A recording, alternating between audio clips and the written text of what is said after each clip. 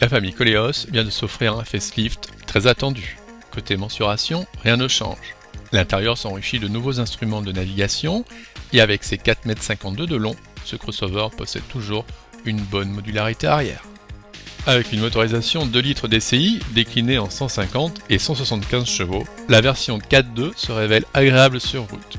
Maniabilité et confort sont au rendez-vous, alors que la version 4.4 est équipée d'une transmission intégrale d'origine Nissan, s'adaptant automatiquement aux conditions de roulage. Sur le terrain d'essai 4x4, j'ai essayé de vous préparer quelque chose d'assez complet. Et quand Arnaud, notre pilote instructeur, nous annonce ça, c'est qu'il faut s'attendre à du consistant.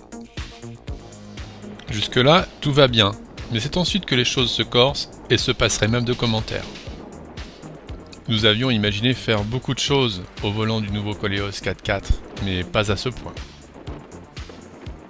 L'engin est équipé de plusieurs systèmes d'assistance afin de faciliter ce genre de manœuvre qui nécessite quand même une bonne maîtrise de conduite dans ces conditions.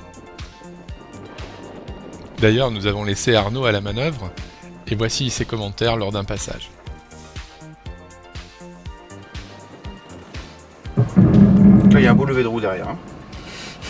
Et tout doucement, on garde le pied sur le frein.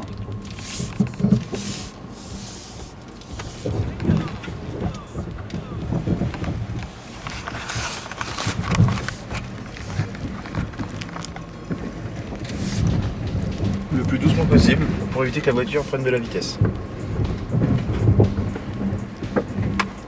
Allez, ça c'était juste question de se rafraîchir un peu. Sinon, ce SUV à part entière possède un tempérament beaucoup plus accrocheur qu'il n'y paraît. Alors il faut surtout pas s'affoler, c'est le système traction control qui va faire son travail. Au moment où les roues qui vont patiner, donc en perte d'adhérence, elles vont être freinées par les pinces de frein et de façon à répartir la motricité sur les roues qui ont de l'adhérence.